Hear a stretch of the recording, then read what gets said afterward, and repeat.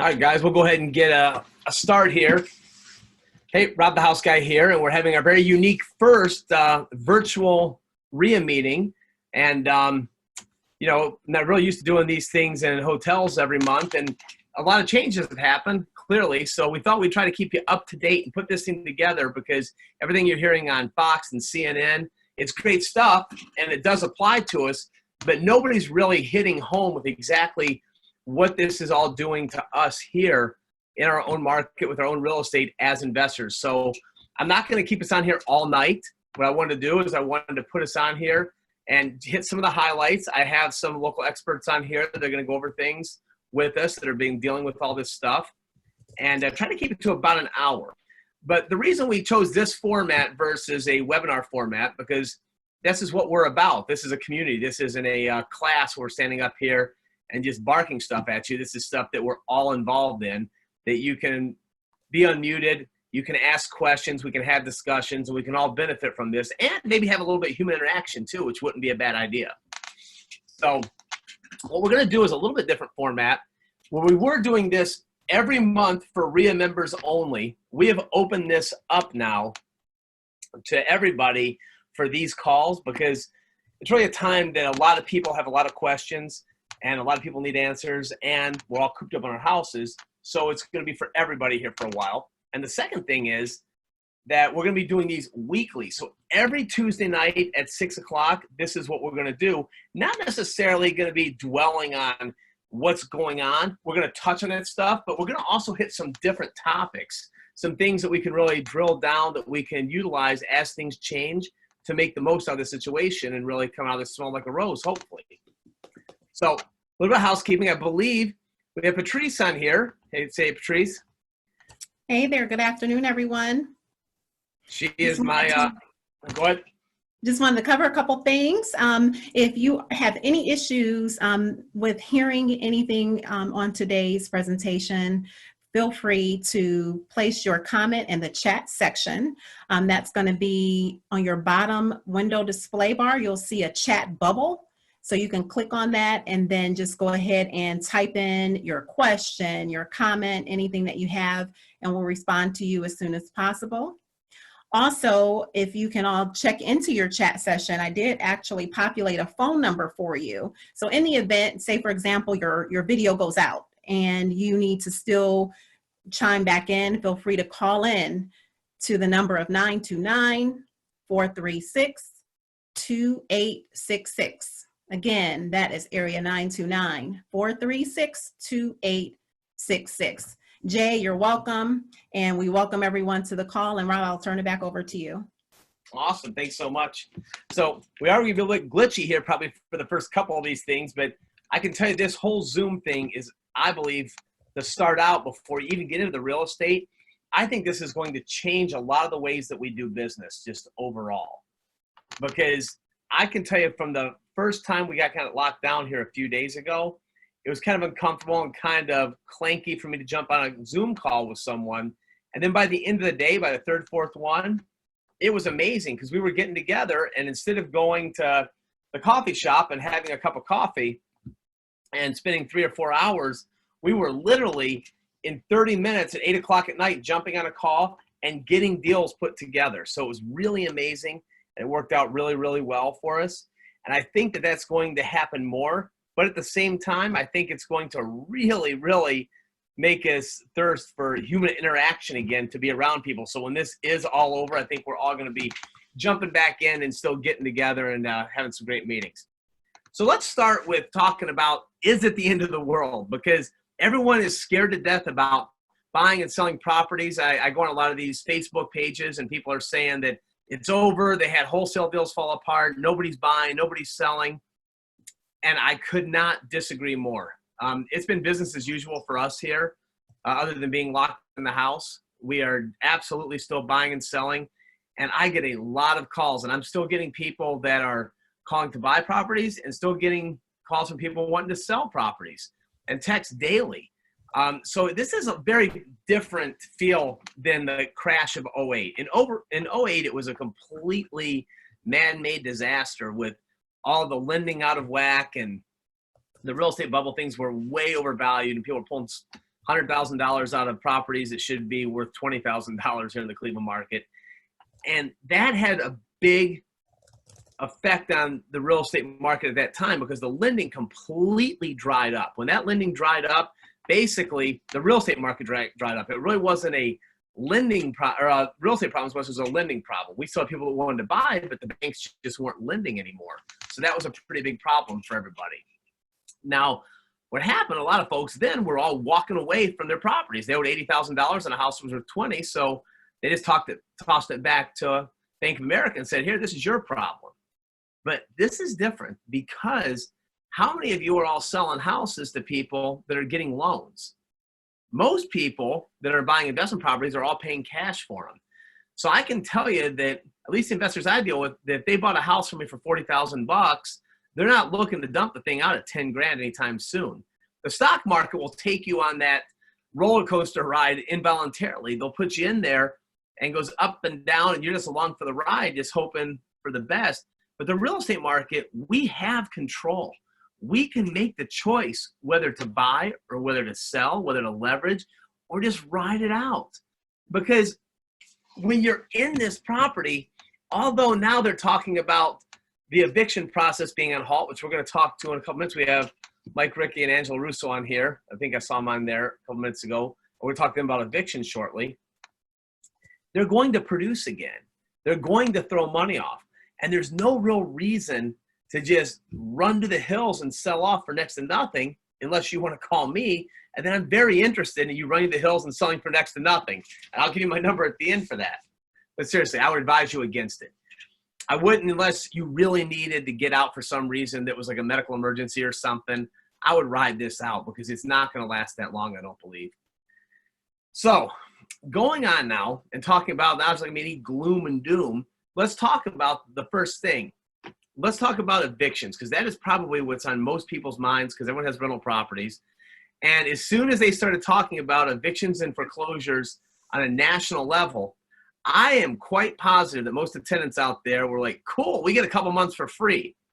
But that's not exactly how it works, and that's not exactly what's going on by any means. So if we could, Patrice, could you unmute Angelo? He's actually was on there twice, it looks like, but it's Angelo and Mike Ricky. Did you unmute them? I'm good. Mike, you there? I am here. Awesome. So I was kind of under the same impression as everybody else that evictions were really going to be halted. So Mike, tell us about your experience since you're handling most of people's evictions here in the group. How's it going with the eviction court? Sure, my pleasure. First and foremost, I probably do need to say for purposes of insurance that any information I'm giving out here is solely for general information. It doesn't create an attorney-client relationship. So with that being said, as far as what's going on with evictions, we're, for lack of better words, in, a holding pattern. And it's the best way to describe it because right now, most courts are putting on are not allowing any evictions to take place right now. And mind you, every court is operating a little bit differently. So if you do have a matter where an eviction is necessary, I'd recommend that you speak to your attorney or our office. We'd be happy to help you to give you some guidance on that. And I say every court is operating a little bit differently for the fact that East Cleveland, of all places, is still currently handling evictions. And I was there this morning. Not my favorite place I'd like to go to, but they are in fact still conducting evictions. But most of the other courts that I see in the area are kicking out or continuing cases or not allowing you to even file from anywhere from 2 to upwards to 2 months. For instance, what do we have? Rocky River's continuing cases for 3 GCREIA, Lakewood for 3 weeks, GCREIA just today that I noticed 4 weeks. Parma, I was informed that they're kicking them out for 45 days, and out in Elyria, they're doing 60 days. Most importantly, Cleveland, where I think a lot of the properties that we deal with, they're not conducting or holding any hearings or allowing you to even file until April 20th. So that's kind of where things are right now. I can elaborate a little bit more if you'd like. So, Mike, the question I'm sure a lot of people have the answer, want an answer to, is if this is going to put it off for 60 days and someone's rent's $500 a month, does that mean that's just forgiven for 2 months, or does that mean at the end of that time you can go, and should you go ahead and put a 3-day notice out now? Yeah, the answer is no. It doesn't mean that they don't have to pay it. I mean, they're still obligated. Legally, they're still obligated. I'm not aware of any proposal of any legislation, at least currently, that says, tenants aren't required to make any rental payments during that particular period of time. So I would recommend, at least currently, the way things stand, I would still serve your notices, because you want to preserve your rights for when the courts do allow you to actually file the eviction, that you have that 3-day notice ready to go, and we can move forward at that time. So, my opinion at this point in time, they're still obligated to pay rent. Unfortunately, I'm sure a lot of people are finding out that, these tenants are using this as an excuse why they can't.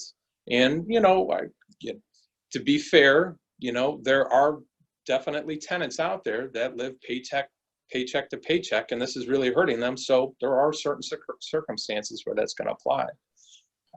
But just know, as I talked to you earlier today, Rob, is that when the evictions do ultimately resume, depending on the court that you're in, and I always try to stress that, is to know the court that you're in, because every court operates differently. But you can expect certain courts for sure, but I could foresee multiple courts trying to act differently when the evictions start to resume, meaning that they'll probably want to try to make a softer landing for these tenants. They're not going to have 30 or 40% of these tenants being thrown out at the same time. My guess is certain courts like Cleveland would probably strongly suggest that you enter into payment plans with these tenants to get them back into line. That's just my guess what's going to happen. I don't think anyone's ever been through this, so we'll see what happens, but that's just my thoughts on that. So 2 questions. The first is going to be for you, Mike. The second will be for Angelo. The first is, what are your thoughts on this? If somebody's payment is $500 a month, and now you have the next 2 months, it's almost a given. You're not going to get the money. You realize that there's very few tenants that are going to run out there and pay if they think they don't have to. Is it a good idea to go ahead and take those couple months and then drag them out over the next 12 months on a forbearance agreement, basically saying, fine, then, instead of paying this $1,000 the next 2 months, forget these 2 months, deal with your family, coming off as the good guy, the good landlord, working with them, then upping the rent to $600, which if you're selling turnkey properties, then now that's going to give them a higher net operating income of that property, make the property worth more to one of your buyers. And obviously the risk is going to be that they'll just leave in the end of 3 months anyhow. But what are your thoughts on that, is just writing something up to forgive 2 months? Well, the key, what you said right there, is definitely writing something up. That's, of course, if the tenant is in the position where they're not paying, period. I guess I always like to take the position is let them, put the offer on the table first, meaning, are they going to continue to pay rent, or do they reach out to you, or are you reaching out to them and they say, I can't pay for sure? Then, perhaps, like you had mentioned, I wouldn't necessarily disagree with doing some type of an agreement where you structure the payments out. Like you said, you do come off as the good guy. You keep a tenant in there, and most importantly, make sure it's written up properly, so that you have something in writing. So if something happens and you have to evict them, and your position is they didn't pay $600 that month, they can't come back and say, well, I paid them $500, and you just got to make sure that the terms are clear is all. So perhaps maybe extinguish the original lease. Say you're going to be starting again June 1st at $600 a month. These 2 months are forgiven. And then if they don't pay on June 1st, now it's a new eviction based on $600 a month instead of the $500. You could do that as well. I wouldn't disagree with that. Either way. Thanks. Great. Now, Angelo, here's a question. I just want to say, as well as with Mike, anything doesn't create an attorney-client privilege. Give us a call just for insurance purposes if you need something like that. But also, if you're writing that new lease, make sure you're putting in there the reason why you're writing a new lease and extinguishing the other one. So if new legislation comes in that says, hey, we're not going to honor these things, you can at least maybe be able to fall back or something else. But go ahead with your question. So Captain Creative, because we always think about the same. And we were thinking the other day that I had a landlord friend of mine that he came out and said, he goes, his tenant said they can't pay rent. He goes, why? He goes, well, I'm out of work. And he said, no, you're not out of work. This is before the lockdown. He said, you're hired at $10 an hour to go around and drive for dollars for me. And you're going to go ahead and hang bandit signs and drive for dollars and take pictures of houses and get $10 an hour until your rent's paid off. And then at that point, then any houses I end up buying, I'll give you a free month off of. So clearly that really muddies the waters and makes it gray. How could you do something like a clean way where maybe they could paint the basement, paint the house, but it's not being construed as work for rent? You need to have it completely separate. Have a written agreement. Everything should always be in writing, but have a completely separate agreement. You're going to pay them $500 to paint the basement. You're not taking it off the rent. Otherwise, someone's going to come back and say, you know, I did some work. I just always remember the story of you didn't even ask them to do work, but when the guy stole the siding off the side of your house. That's still one of my favorites. Oh, but yeah, me too. Just if anyone hasn't heard the story, the tenant came in there while the house was being rehabbed, and Rob was being a nice guy, and no good deed goes unpunished. They'll let the person move in because they were in a hurry, and they ended up stripping the siding for scrap. And they called the cops. The cops saw them, arrested him, and they said, well, you can't prove he wasn't trying to help you out and do some work. And so they let the guy go. It got worse than that, Angelo. They got arrested. He went to jail. We went to court, and he came in, and his public defender said, no, this is completely a civil matter and not a criminal matter. He was actually taking the siding off because he was going to replace it with new vinyl siding. I'm like, well, where's the new vinyl siding? He goes, well, he went to jail. The judge is like, yeah, this is a civil matter, and throws it out. And here's some advice. You heard it here first. Never tell a judge what you think of their ruling. I'm just letting you know you might also switch places with the person that was there. I almost went to jail that day. So going on then, let's go on and hit another topic here. Anyone have any questions on evictions at all? Do we have anything up there, Patrice, that we want to touch on while we're on the eviction? Yes, give me 1 second here. Looks like we have Someone trying to share their screen. share their screen. Give me a moment here. Who's sharing the screen here? Looks like a Mr. Curry. Rob Curry. Mm-hmm. All right. So I did want to make one other point when you were telling about taking the rent and if things are late. And again, just some business advice, and every court's a little bit different, so know where it is that you're going into. But if you know a court's not going to be accepting you filing an eviction until, let's say, the 10th of April, and right now we're in March, and normally you would never accept a partial payment. If you took a partial payment this month, you can always give a 3-day on April 1st and still file first thing when they open up the courts. So at least you got something to take off of the rent as opposed to nothing. Right, very good. On the topic of tenants here, what about going in to do work on properties?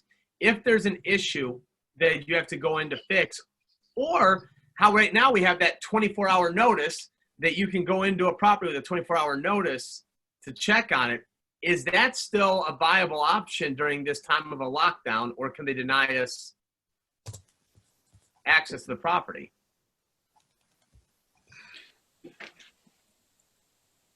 I guess I'll take that if you can hear me right. I think the screenshot is coming up here on the screen again. I'm not sure what's going on there.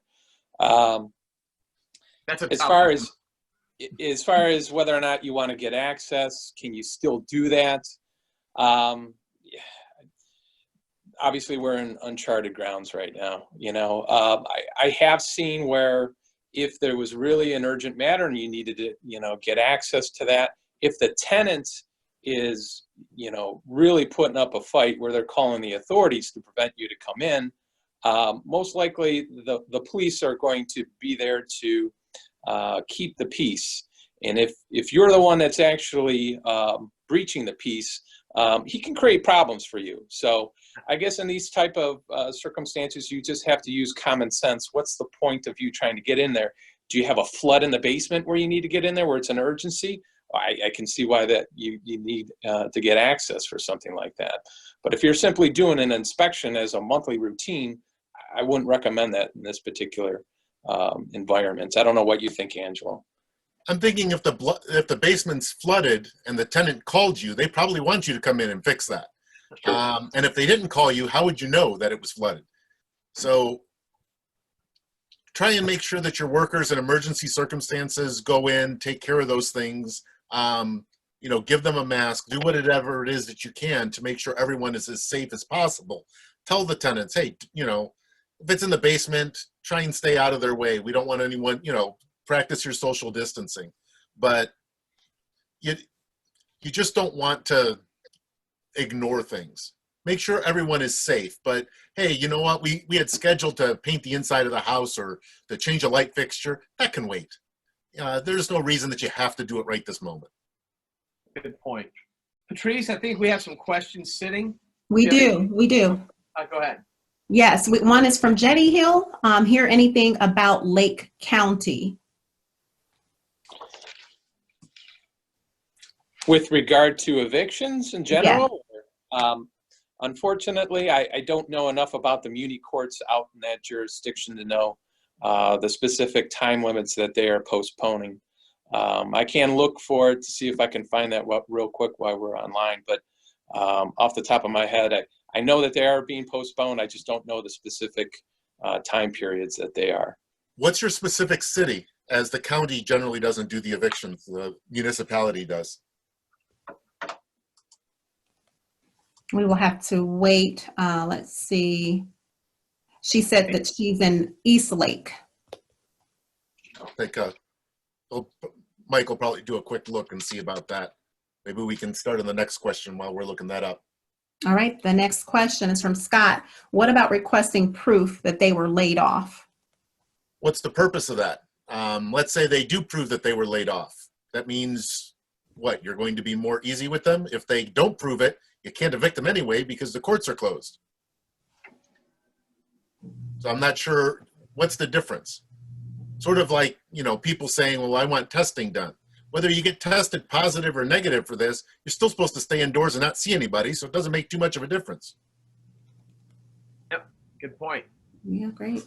Any other eviction questions? But feel free Yes. to expand on that if you know, why you were asking for the proof of the laid off. But go ahead. All right, the next question until we get the feedback from that one is, what about an eviction that started before the pandemic that came in from Reinhardt? As far as I guess I would look at it from two different ways. One where it was filed and you haven't had the hearing yet, that would be postponed. Or is it a situation where you had the eviction, you obtained the judgment, and you're in the process of trying to move them out?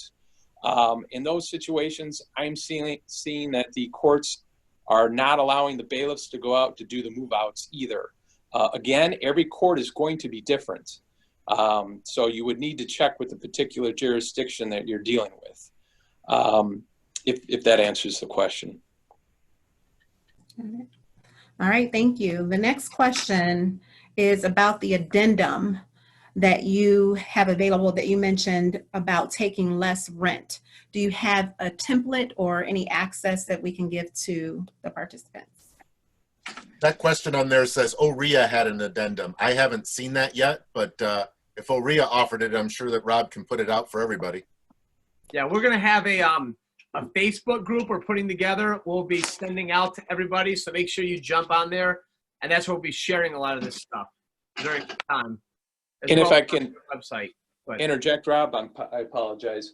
With regard to the question about the East Lake evictions, that is the jurisdiction of Willoughby. And I'm looking at their order. Their order does not say that evictions are temporarily postponed. It's just indicating that the local rules can be modified due to this situation. So what I would recommend is if you have an attorney that you're working with, to contact them so they can inquire into the court to see how they're handling that. Or if you'd like to call our office, after this is over, I'd be happy to contact the court personally to see what we can do to help you. Awesome. All right, a couple more questions, Rob, for now. How about doing work for POS items and Euclid? And that came in from Stephen Holloway.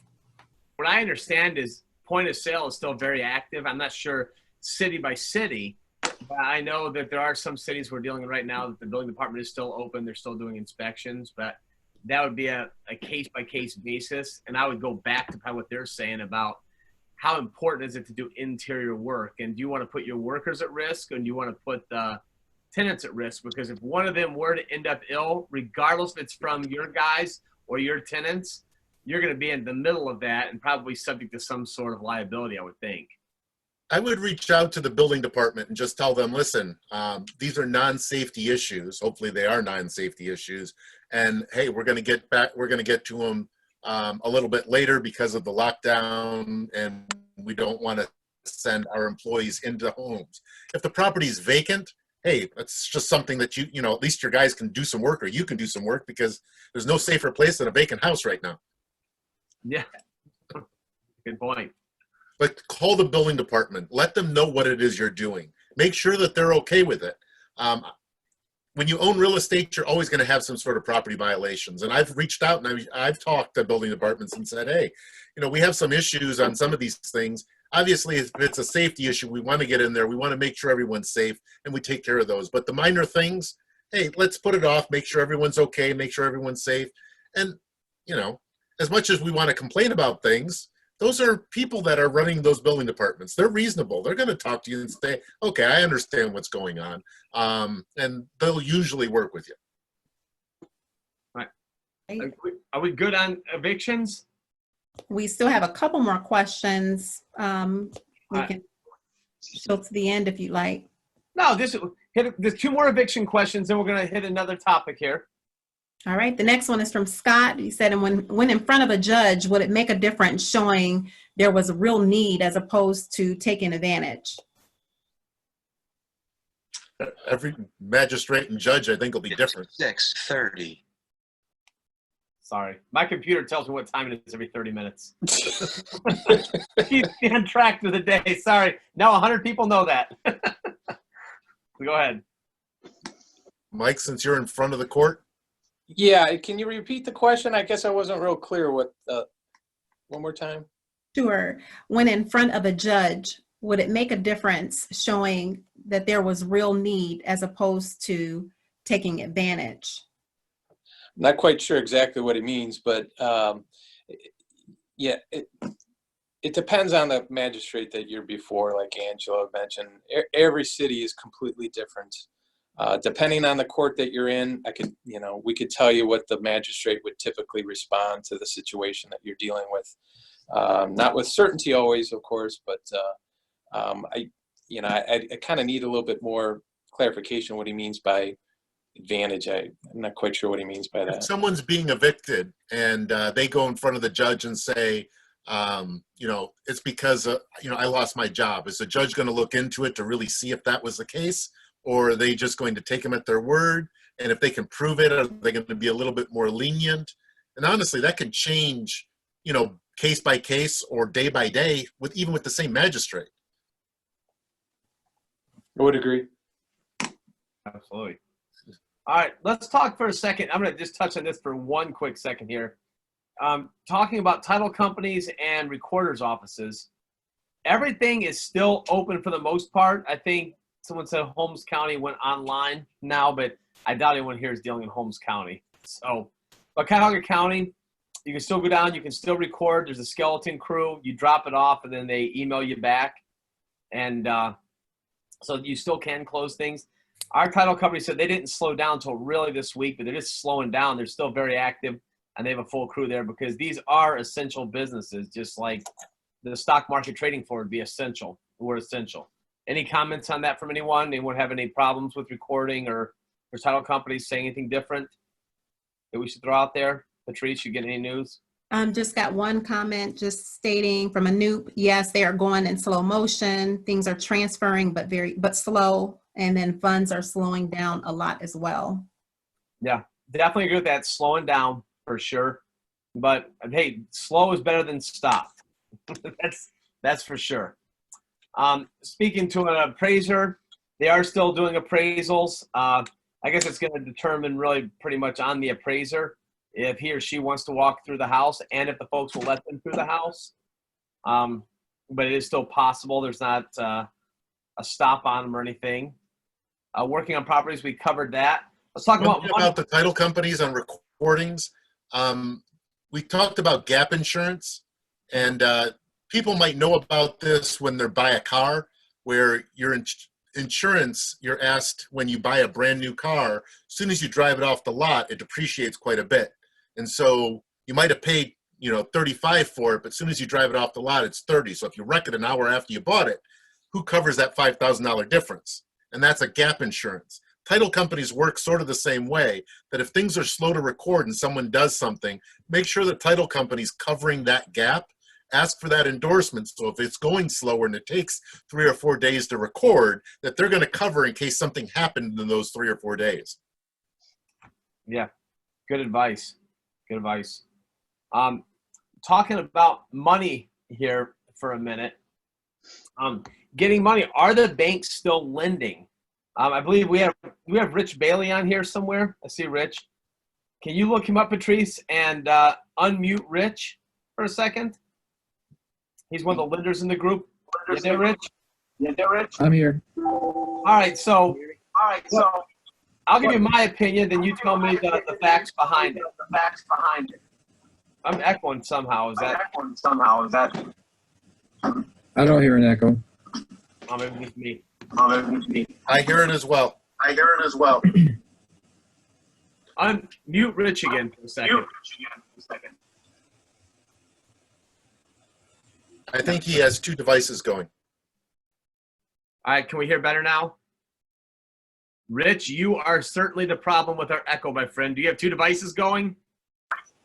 I moved my phone away from the computer. Oh, okay. So if you could turn your phone off and just leave the computer on, just turn one of them on. I'm not on the phone now. I might be my double screens. Here, hang a second. I got an idea. All right. I think we're okay. Sounded better. So the question is this. Are banks shutting down or are they still making loans? I believe that, the big Fannie Freddie FHA is all still good. All the subprime is kind of on freeze. And all the private lenders that I know, they're all still full tilt doing stuff. What are you finding on your end? Rich?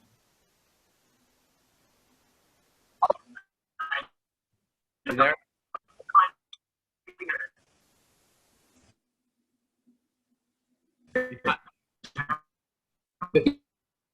Yeah, we might have a bad connection.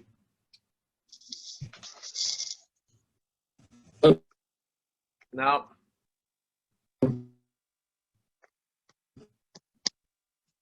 Okay. All right, we have a bad connection with Rich. Sorry, buddy. We tried on that one. So, from what I understand, though, the Fannie and Freddie are still going full tilt. The rates are amazingly low right now. Rich was saying earlier to me on the telephone, you could just nod yes or no, that rates are just fluctuating quite a bit today. They start out one way in the morning, and then they go up, they'll go down, so it's almost like following the market. But you can get in the 3s on a 30-year fix, which is kind of cool. It's cheap money right now, and my hypothesis on this whole thing, with just an educated guess, is that the government's going to really push the banks to loosen up the lending requirements again to keep the economy flowing. And that'd be my guess. So I think we'll all be in a pretty good position to sell our stuff retail to a lot of tenants and a lot of rent-to-own people and get them financed, because money's going to have to move again.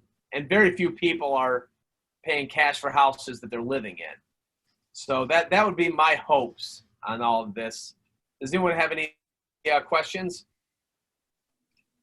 I see No on there. questions, but we do have a comment from Jedi. He said he Yeah. talked to a couple mortgage brokers and several of their lenders are on a 2-week pause. All right, so they are on a pause, but I believe they're going to be pretty good. I mean, going forward. As far as private money, that's going to be next week. We're going to talk to some private money lenders on here because that's going to be something we're all going to be very, very interested in knowing is coming up for the people that do want to sell out of their properties that are a little bit nervous. Are we going to have enough money to buy them and take advantage of the deals that might be out there? And so we're going to talk to lenders and talk about their underwriting guidelines like Safeguard Capital Partners. They're out west. They're out there in Oregon. They're still actively lending in Cleveland and doing a great job at it. Neil Wolf, NEOI Financial, they're still doing it. So I don't see any problems with getting the private capital anywhere. Any questions or comments on that? No? All right. Rich let's did say that he may be better now if you wanted to try to connect. All right, Rich, let's try it again. Are you there? Is that better? Go ahead, yeah. You can hear me okay? No. It's echoing a little bit, but give us your spin on it. All right. So I've talked to our company had a big conference today, and the secondary market for anything that's non-traditional mortgage is pretty much shot. There's nobody out there buying that stuff. So jumbo loans are toast. Non-QM stuff is pretty much shut down for now. I'm sure it'll be back, but there's just nobody out there buying that stuff. So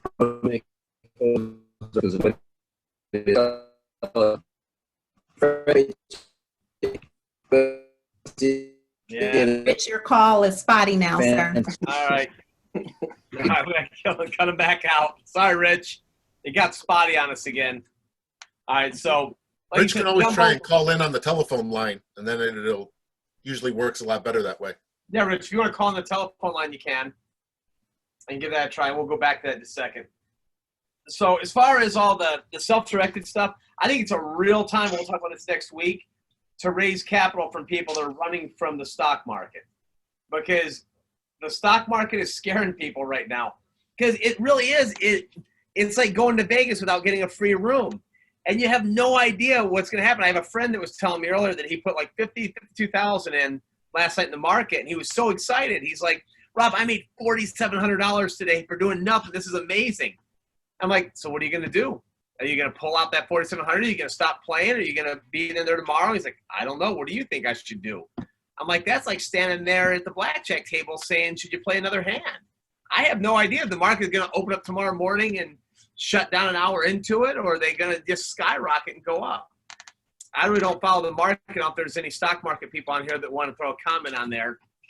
But It jumped 2,000 points today. yeah, jumped 2,000 points today. But you got to be a baller to take 50 grand and just throw it in the market at a time like this. You just really have to hate money and not even care about it. So anyhow, so talking about problems, let's talk about foreclosures and tax foreclosures and so forth. From what I understand, I know on the national level they're talking about shutting all this stuff down, that there's no foreclosures, but I don't think that's as accurate as what everyone believes. They're thinking, again, I don't have to make my mortgage payments. What do you guys know about this, Angelo or Mike? One of you guys? I know that, this is Mike, I know that locally here, Cuyahoga County Common Pleas has put a 60-day stay, if you want to say, on foreclosures, on any foreclosures. And just as a side note as well, that means that there's 60 days where they're not doing any sheriff sales either. For people who are interested in that. But my understanding is you can still do that on auction.com, which is a sponsor of our organization. So, yeah, for sure. I also want to say I've looked at some of the banks to see what they're doing for a lot of different what they're doing for people if they can't make their payments. And if you look on the websites or if you look at their disclosures, they're always trying to push forbearance agreements. I would never recommend anyone sign a forbearance agreement without having an attorney look it over, because any person I've ever had go through a forbearance agreement, it haunts them for years, where they're always coming after you for stuff. I had somebody try and do one on their own, and they just lumped everything up as a second lien on a property. They ended up then going into foreclosure, losing the property. This would have been a great deal for almost anybody here because they had about $20,000 left over after the sheriff's sale. But that forbearance agreement put a $50,000 lien on the property and took all that extra equity that was there. Who wouldn't have loved something that had 20,000 of equity just sitting over there? Something So- else. Go ahead. But the banks are trying to push you into forbearance agreements. So be very, very careful of whatever it is you're signing, because they may say that they're not charging you anything, but they're going to add a whole bunch of stuff in the back end. I have absolutely no trust in banks. I have a high hatred for them. I like the people who work at the banks, but banks themselves as corporations have almost always taken advantage of things. And you want to make sure that any agreement you get into with them, make sure it's thoroughly vetted. You look at the agreement so that you know what you're getting into for the long term. You might be better off just making that monthly payment, or even, I think someone even told me, hey, you can miss, if you want a month forbearance, it'll cost you $100 like application or something, whereas the late fee was less than that. So you might as well have just paid the damn thing late as opposed to going with their forbearance. So pay attention to everything that they're doing. They're not the most trustworthy people out there. Yeah, another trick that I've seen them do is, they'll do a trial period. They'll call it the trial period for 90 days to get someone a forbearance agreement. So someone hasn't made a payment for a year, and they'll say, okay, we're going to give you a trial of 90 days. If you can make this payment again for 90 days, then we'll consider putting you in the forbearance agreement. And they're not allowed to take payments while you're in foreclosure because it'll kick it out of foreclosure. But they'll take 3 months of these payments or whatever they come up with, and they take all of that and they put in escrows to pay the taxes and insurance, and they don't consider it part of the payment. They put you back in foreclosure, but they got their escrows paid. I've seen that happen. And Rob, if I could piggyback on what Angela was saying, from my research, from what I understand, it's Fannie Mae, Freddie Mac, and FHA that are offering forbearance agreements. But as I have been, or from what I understand, that maybe initially, that was where you got the loan, but they do sell off their loans, so they may not necessarily have that there. So you want to check with, who's ever the servicer on that, who actually owns the loan at the time. That's a good call. Good call. So as far as tax payment plans, anyone that's dealing with tax payment plans currently in the city of Cleveland, Cuyahoga County, I believe they're giving a relief of those for a couple of months, that if you're not making your tax payment plans, they're not doing anything about it. Did you hear anything about that? I have not heard anything about it. But just remember, come July, if you need some money, if you don't make your property tax payments, just a 10% penalty, and then you can make payments. That's cheaper than a lot of hard money out there. It's a guaranteed loan. Guaranteed loan. This whole stopping foreclosure and stopping the tax stuff has worked out in favor, because we had a couple short sales we were working on, and they're getting real close to the sale date within the next 30 days. And I'm like, oh my gosh, this is great negotiating power now. So I'm a little happy about it. Sad about coronavirus, but happy about them stopping that and giving me a little extra time to deal with it. Does anyone else have any questions of stuff that's going on right now? Rob, there's a question from Joe. He asks, do you expect there to be a flood of foreclosures in the next 3 to 6 months, even with the forbearance? I would not think in the next 3 to 6 months, because remember, as much as the media likes to say we're going to be out of this, some are saying we're going to be out of it in July, August. Some are saying, I think President Trump said in April we're going to be out of it sometime. We're going to be out for Easter. Who knows how long it's really going to go? None of us really know how long they keep things shut down for. And then there's going to be such a backlog of foreclosures and evictions and dealing. I think the rest of this year is going to be just cleaning up a mess of who's paid, who hasn't. They're probably fighting stuff, arguing that they want to try to get back on track. I think probably 2021 is where we're probably going to see more of it happening, in my opinion. I wouldn't rely on this, but generally, lenders don't even start foreclosure procedures until you're 90 to 120 days behind.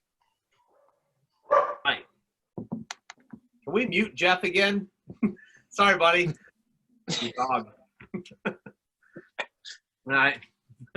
What do you think, Mike? Any opinion? You know, it's the million-dollar question. Who knows what kind of effect this is going to be? Hopefully, if it does, you know, if this all ends up wrapping up fairly quickly, I can't see what it was like, you know, in 2008. But the longer we go, you know, I mean, the chances are it could be significant. But it's a million-dollar question. You know, who knows where we're going to do? We've all heard some of the reports. It could be over quickly, or we could get over this quickly and then it comes back, you know, in spurts occasionally. So who knows at this point in time? That's all I got. Patrice, do you have any questions floating out there real quick before we move Yep, on? we got one. It's saying, what do we know about the possible stimulus package for the businesses and the general public to help the economy?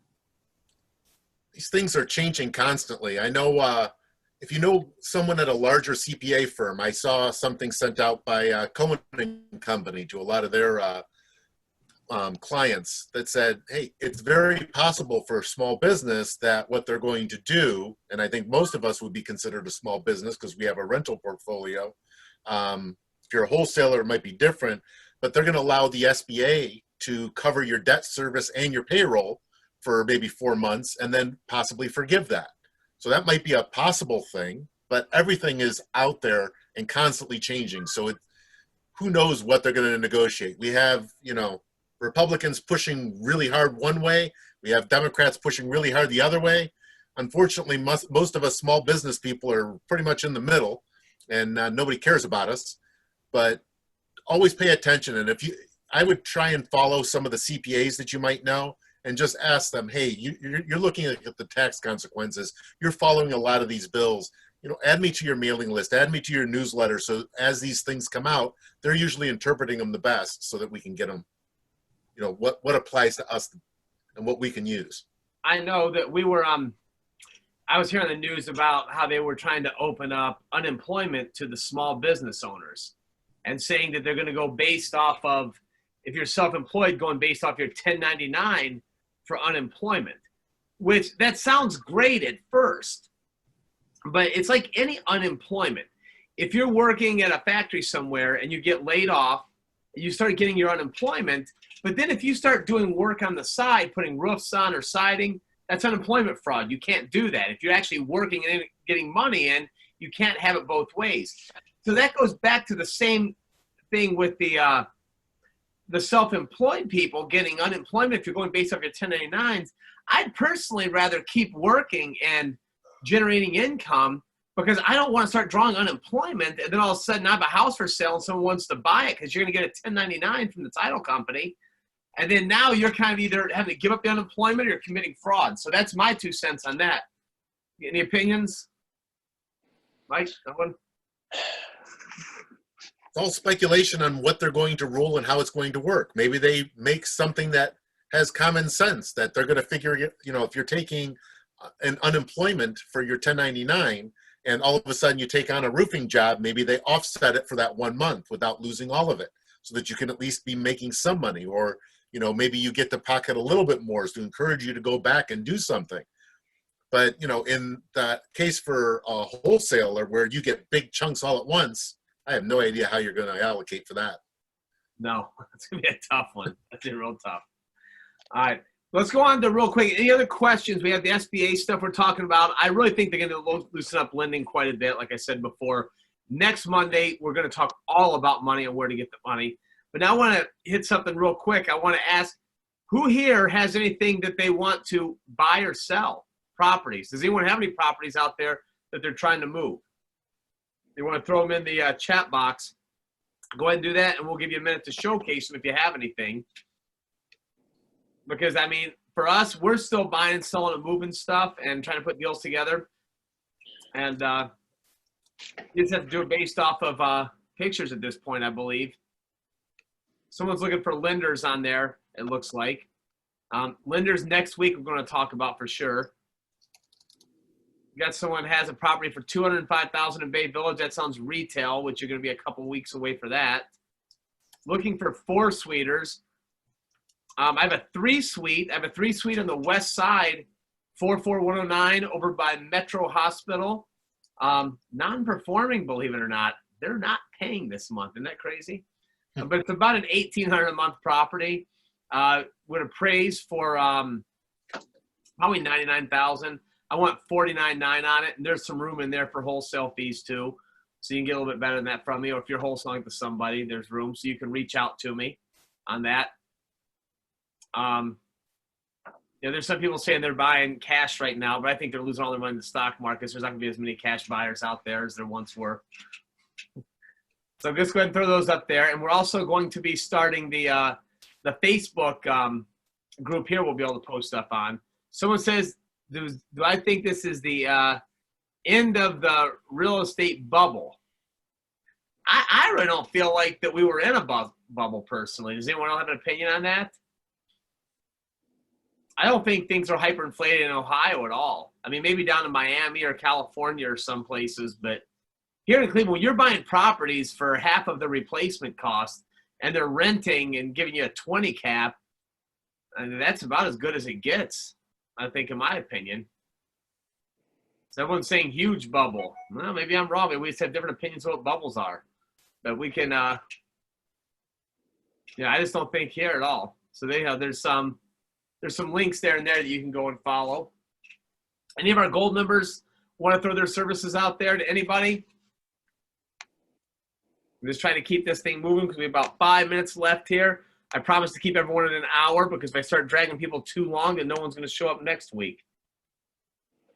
The last thing we do want to talk about here, don't forget, if you have any questions on all this and you're running across stuff, you can reach out to us at GCREIA at 440-485-3443. If someone wants to put that in the notes, that'd be great. That'd be 440-485-3443. You can call or text that number. Whether you're trying to buy, try to sell, you just don't have the answers to a question you're looking for, you're trying to get contractors. If you need legal help, we can connect you with Russo and Ricky over here, and they can help you through some stuff on that. I'm not sure who's unmuted there, but that's a great one.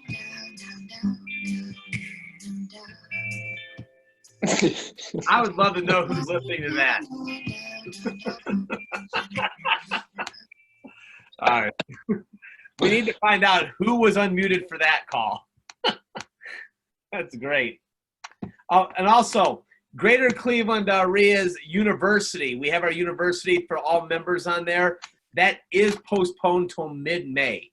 So I know Mike Dennis, the instructor, he's going to have some pop-up Zoom meetings here that we will be announcing to the group that you can attend to keep you educated in this. We're going to be doing these Greater Cleveland REIA meetings every week at this point at Tuesdays at 6 p.m. For about 1 hour, going over things and having some education there too. Next week's going to be all about finding money. Does anybody have anything else to say? Any other questions, comments, concerns? Anything on your minds? Rob, actually, I just wanted to add one thing. The question earlier about the East Lake evictions, I said that was in Willoughby. I was able to do a little bit further research and was able to determine that they have a 60-day stay on their evictions. So just to answer that question. 60-day stay on the evictions. The good news is I believe a lot of building departments and housing court in Cleveland is shut down right now, correct? The housing court is, yes, for the most part. They won't even accept any filings. So, but as far as whether or not, and I think we spoke about it earlier, is whether or not the inspectors are out looking for violations, I would assume they still are. They're just not having any hearings on them right now. So doesn't mean that you still don't have a duty to keep up your property. Just be aware of that. Yeah, definitely. Definitely. So, all right, guys, watch for the watching your text messages and watching your email. We're going to send you a link to the Facebook group. Let's all get on there. Stay connected. Everyone stay healthy out there. We'll see everyone here next week, 6 o'clock. I'll be talking all about where to find the money to grab these deals. And Patrice, I'm going to let you in the meeting because I have passed over the hosting to you. Not a problem, everyone. Have a great evening. Thanks, everyone. Thank you. Thank you.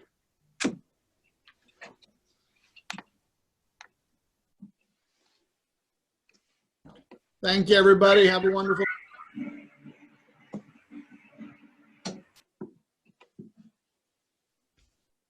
Thank you. It was great. Right.